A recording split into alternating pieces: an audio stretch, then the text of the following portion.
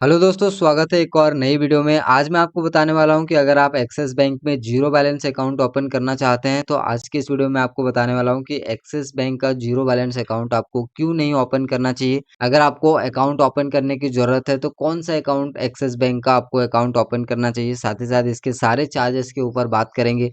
कौन सा debit card मिलता है, डेबिट कार्ड का कितना चार्जेस होता है, सब कुछ इस वीडियो में डिटेल में देखेंगे।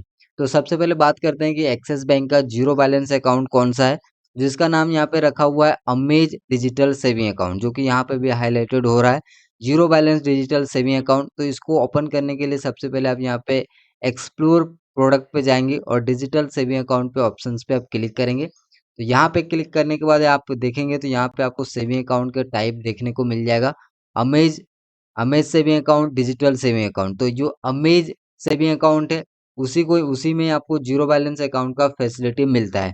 अब देख लेते हैं कि इसमें क्या-क्या आपको जो है फैसिलिटी देखने को मिलता है, बेनिफिट क्या है, चार्जेस क्या है, सारा कुछ। तो यहाँ पे हम नीचे स्क्रॉल करेंगे तो यहाँ पे ऑप्शंस आपको दिख रहा है अमेज डिजिटल सेविंग अकाउंट। इसी में आपको यहाँ पे आप देख सकते हैं एवरेज मंथली बैलेंस नील है। मतलब अगर आप amaze digital saving account open करते हैं तो उसमें आपको जीरो बैलेंस अकाउंट की फैसिलिटी मिलता है। तो एक्सिस बैंक का अमेज डिजिटल सेविंग अकाउंट में आपको जीरो बैलेंस अकाउंट का फैसिलिटी मिलता है। तो एक्सिस बैंक में जीरो बैलेंस अकाउंट अगर आपको ओपन करना है तो amaze digital saving account open करना पड़ेगा। बट मैं आपको सजेस्ट नहीं करूंगा कि कभी भी आपको amaze digital saving account open करना चाहिए एक्सिस बैंक का। क्यों? क्योंकि यहाँ पे दोस्तों आप यहाँ देखेंगे तो आपको यहाँ पे सबसे पहले इनिशियल फंडिंग करना पड़ेगा 5000 रुपीज। इसके बेटर आपको कौन सा सेविंग अकाउंट चूज करना है एक्सिस बैंक में वो मैं आपको बताऊंगा। उससे पहले यहाँ पे चार्जेस क्या क्या है, बेनिफिट क्या क्या है वो देख लेते हैं। बेनिफिट ये है कि आपको डेबिट कार्ड आपको फ्री ऑफ कॉस्ट मिल जाएगा। अब डेबिट कार्ड में दो तरह के मेनली चार्जेस होते हैं, एक ज्वाइनिंग चार्जेस और दूसरा एनुअल चार्जेस। और यहाँ पे एक्सिस बैंक की बात करें तो यहाँ पे जीरो बैलेंस अकाउंट की फैसिलिटी मिलता है।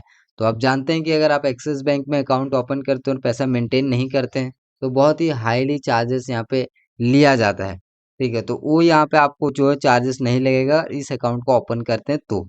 लेकिन दोस्तों यहाँ पे आपको एक प्लान चार्ज दिख रहा होगा, ये प्लान चार्ज क्या है, सबसे इंटरेस्टिंग यहीं पे है। तो ये प्लान चार्ज ये है कि मंथली आपको 200 रुपये लगेंगे चार्ज, जीरो बैलेंस अकाउंट आप ओपन करना चाहते हैं तो।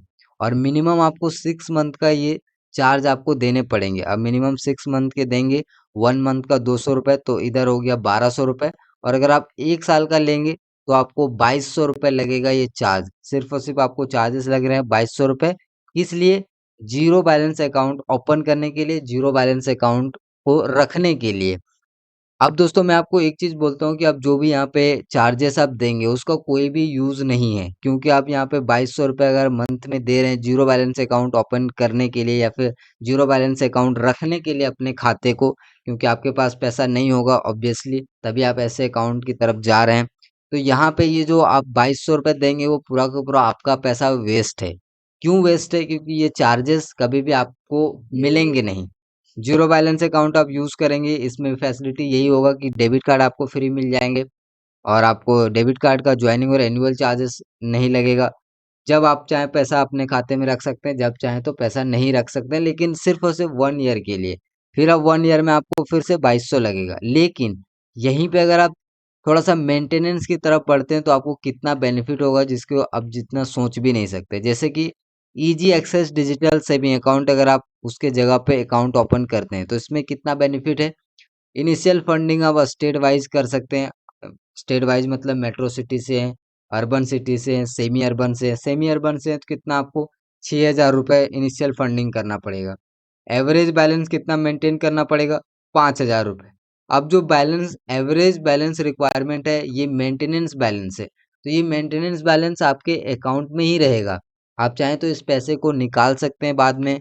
अगर आपको अकाउंट बंद करना है तो पैसे को निकाल लीजिएगा। ये मेंटेनेंस के लिए होता है ताकि आपके अकाउंट से कोई भी नॉन मेंटेनेंस चार्जेस ना काटा जाए। तो ये जो है 5000 रुपये आपको अपने अकाउंट में रखने पड़ेंगे, जो भी यहाँ पे सिटी वाइज। मेट्रो सिटी से हैं तो 12,000, अर्बन से हैं तो 12,000, सेमी अर्बन से 5,000, रूरल से हैं तो 2,500। ठीक है, तो ये आपको मेंटेन करना पड़ेगा, लेकिन ये पैसा आपके खाते में ही रहेगा। जब मर्जी आप इस पैसे को निकाल सकते हैं। बट यहाँ पे आप जो चार्जेस देंगे 2200 रुपये जीरो बैलेंस अकाउंट यूज करने के लिए, वो आपका सिर्फ और सिर्फ व्यर्थ है। कोई इसका सेंस नहीं है, क्योंकि आप देंगे सिर्फ और सिर्फ ये बैंक को पैसा जाएगा, आपको रिटर्न में कुछ भी नहीं मिलेगा। यहाँ पे एक चीज़ है, अगर आप इजी एक्सेस को चूज करते हैं तो आपको ज्वाइनिंग फीस 500 रुपये देना पड़ेगा, एनुअल फीस 500 रुपये देना पड़ेगा। अब 500 रुपये होता है 1000 रुपये, और इसमें आपको वर्चुअल डेबिट कार्ड भी मिल जाता है। ठीक है, तो 505 जिसका कोई भी यहाँ पे चार्जेस नहीं है। 500 कितना होता है 1000। जीएसटी और ऐड कर लेते हैं तो कितना होगा, ज़्यादा से ज़्यादा 1100 रुपये हो जाएगा। ठीक है, 1100 रुपये 1200 रुपये होगा यही। ठीक है, 1200 रुपये हो जाएगा, मान लो 100 रुपये जीएसटी भी लग जाता है तो 1200 रुपये आपका यहाँ पे 1 ईयर का खर्चा आएगा। लेकिन दोस्तों हम यहाँ पे 1 ईयर का यहाँ पे देखें खर्चा, तो 1 ईयर का कितना 2200 रुपये। तो इससे बेस्ट तो इजी एक्सेस सेविंग अकाउंट है, तो क्यों एक्सिस बैंक का जीरो बैलेंस अकाउंट हम ओपन करें।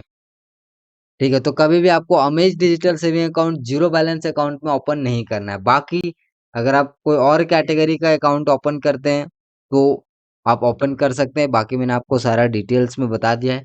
उम्मीद करता हूँ वीडियो पसंद आया होगा। वीडियो पसंद आया तो मिलते हैं अगले वीडियो में, तब तक के लिए धन्यवाद।